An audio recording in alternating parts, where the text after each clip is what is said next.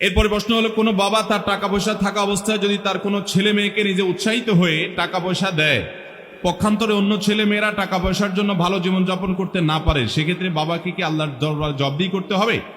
ভাইরা আমার, অবশ্যই জবাবদিহি করতে হবে।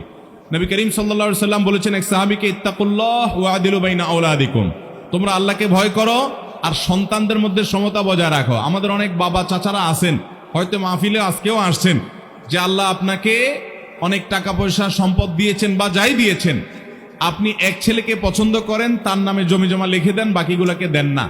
আছে না নাই? মেয়েকে পছন্দ করেন, সব মেয়েকে দিতে থাকেন ক্যাশ ক্যাপিটাল জমি জমা, অন্যদেরকে দেন না, বা দিলেও হেরফের করে দেন, কাউকে কম কাউকে বেশি দেন। আছে না নাই? এই কাজ যারা করেন তারা শুনে রাখেন, নবী করিম সাল্লাল্লাহু আলাইহি ওয়াসাল্লাম বলেছেন, আল্লাহকে ভয় করো এবং সন্তানদেরকে কিছু দিতে হলে সমতা বজায় রাখো। সন্তানদেরকে সম্পদ দিতে গেলে কম বেশি করা বা কাউকে দেওয়া কাউকে